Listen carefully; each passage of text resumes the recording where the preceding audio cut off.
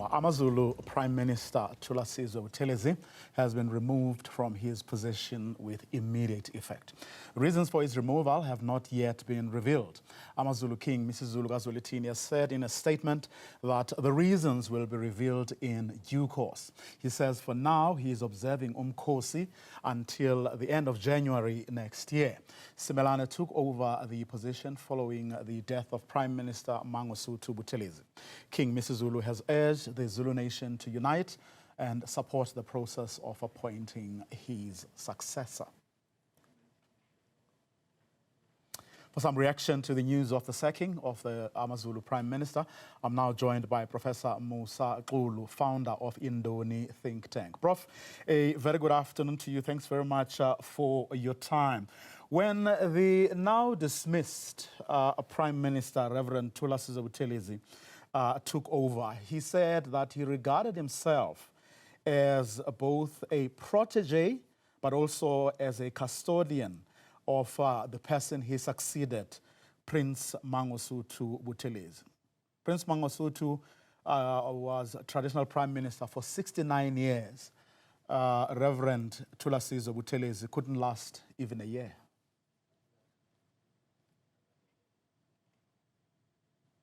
Yes, well, thanks, Brother Vuyo, and thanks for inviting me, and greetings to your viewers. It was always expected that it could simply not last. You'll remember in January when the Reverend Thulasizwe Buthelezi was appointed as a traditional prime minister, I think it was 22 January 2024 at Isandlwana. I was interviewed and I pointed out here that it was simply not going to be sustainable, although the king has a prerogative to appoint whoever he wants to appoint to any position in the kingdom. But to get someone who is so high up in a political organization called Inkatha Freedom Party, in a province where there's so much tension between the ANC, the IFP, the MKP, and everyone else who's simply wanting to go to war over this and that, and all of them are subjects of the king, it would always lead to some conflicts. And I said it would happen in the very near future. Well, it has taken some time, and I feel for Reverend Thulasizwe Buthelezi because I know him very well. I think he loved his position, but it was simply going to be problematic to have somebody who is waging so much power within the IFP to also wage even bigger powers within the kingdom, which consists of very diverse interests. But then, Prof, why would that be an issue this time around? Because the late Mangosuthu Buthelezi was actually the leader of the IFP. Well, Prince Mangosuthu Buthelezi was a traditional prime minister long before there was an IFP.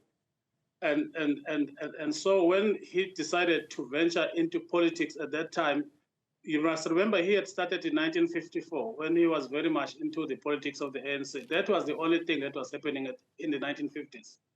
And then in 1974, he started the IFP, 1975.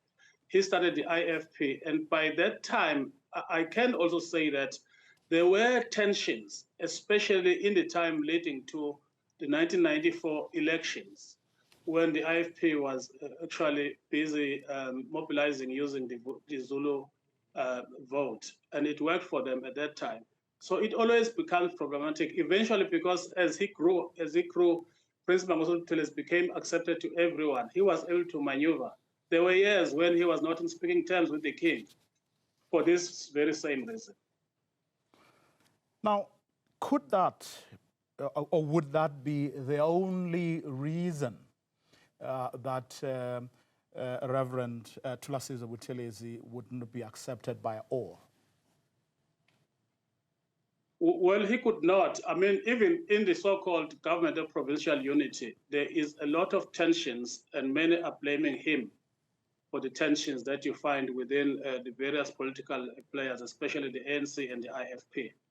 So he's very good as a politician. I don't think that mixing that part of being a politician with that part of being a traditional minister, prime minister, was going to last, because in the perceptions of others, what happened in the months leading up to the elections is that the IFP had more access to the Zulu royal affairs and the king, and the buying cattle left, right, and center, because they had the prime minister there who could easily arrange things for them. And the playing fields were therefore not leveled. But no one can blame the king. The king appoints, he's got powers to appoint whoever he wants to appoint at any time. And he did that at that time because he saw it fit. I don't know, we also don't know what have been the reasons for this latest move. But as an analyst, I expected that it was going to happen.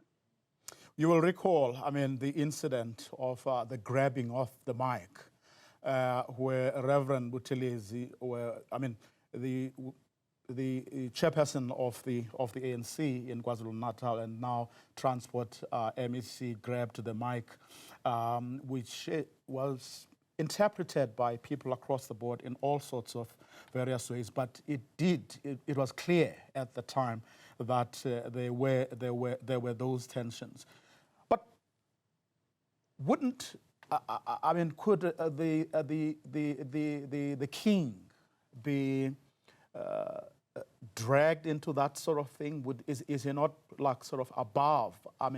Politics. Surely, political tensions or political considerations should be the last thing on his mind. The issue should be the suitability of the person to hold the position of traditional prime minister, isn't it? No, true. There is also, though, Brother Vuyo, something called public perceptions. And public perceptions are not always factual. It's just a matter of, if you mix A and B, in my mind, C comes. The microphone grabbing incident had to happen because the Reverend Thulasizwe had been spending about 2 weeks saying that he was going to embarrass the ANC in front of President Ramaphosa. And he was posting everywhere about that.